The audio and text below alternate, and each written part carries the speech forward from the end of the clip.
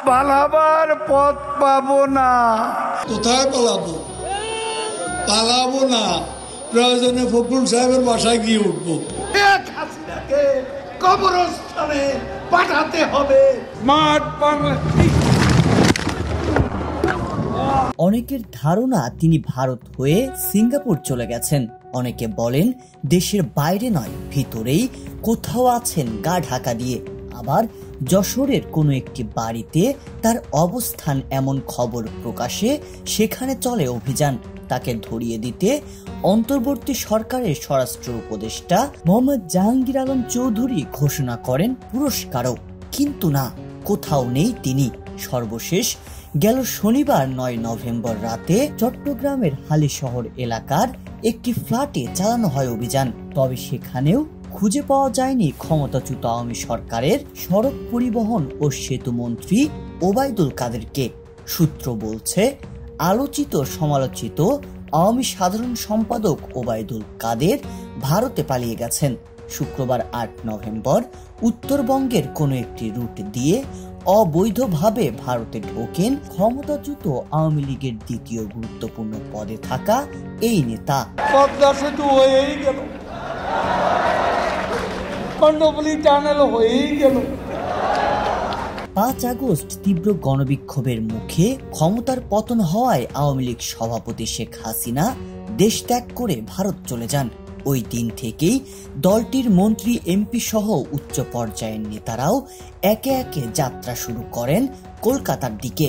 উচ্চ থেকে নিম্ন পর্যায়ের সকল নেতাকর্মীর অবস্থান সম্পর্কে কম বেশি ধারণা পাওয়া গেলেও একেবারে ধরাছোঁয়ার বাইরেই ছিলেন ওবায়দুল কাদের। ক্ষমতাচ্যুত শেখ হাসিনা ভারত প্রবেশের সময় তার সাথে ছিলেন না ওবায়দুল কাদের, যার ফলে একই প্রশ্ন ঘুরে ফিরে আসে, কোথায় গেল আওয়ামী লীগের দ্বিতীয় সর্বোচ্চ নেতা ওবায়দুল কাদের? আওয়ামী লীগ কচু পাতার উপর ভোরের শিশির বিন্দু নয়। আওয়ামী লীগের বিভিন্ন পর্যায়ে নেতাকর্মীদের মতে ওবায়দুল কাদের আওয়ামী লীগের সাধারণ সম্পাদক হওয়ার পর থেকে দলীয় নেতাকর্মীরা তাকে ভালোভাবে নেননি। বিশেষ করে দ্বিতীয়বার সাধারণ সম্পাদক নির্বাচিত হলে তার প্রতি আওয়ামী লীগের নেতাকর্মীরাই ক্ষুব্ধ হয়ে ওঠেন। বিভিন্ন সময় বেফাঁস কথাবার্তা বলে দলকে সাংগঠনিকভাবে দুর্বল করে দেন ওবায়দুল কাদের।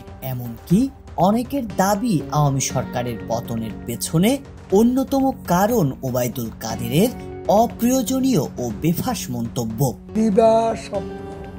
প্রশ্নের অনেক জবাব দিয়েছে, তুমি জবাব দাও। কলকাতার অবস্থানকারী আওয়ামী লীগের অন্তত ৩ জন কেন্দ্রীয় নেতা দেশীয় একটি গণমাধ্যমকে জানিয়েছেন, গত শনিবার সকালে স্ত্রী সহ কলকাতায় এসেছেন ওবায়দুল কাদের।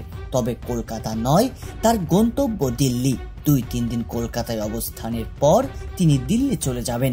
জানা গেছে, দিল্লি পৌঁছানোর পরই আওয়ামী লীগ সিদ্ধান্ত নেবে তিনি দলের সাধারণ সম্পাদক থাকবেন কিনা। আবার অন্য একটি সূত্র বলছে, কলকাতায় অবস্থান করলে এখানে থাকা ক্ষুব্ধ নেতাকর্মীরা ওবায়দুল কাদেরকে দেখলে ক্ষোভের বহিঃপ্রকাশ ঘটাতে পারেন। আর এমন পরিস্থিতিতে অনাকাঙ্ক্ষিত কিছু ঘটাও অস্বাভাবিক নয়, তাই তিনি দিল্লি চলে যাবেন। পুরা নেতা, আদলি নেতা, শিকি নেতা, আতি নেতা, পাতি নেতা, নেতা নেতা স্টেজ ভাঙি।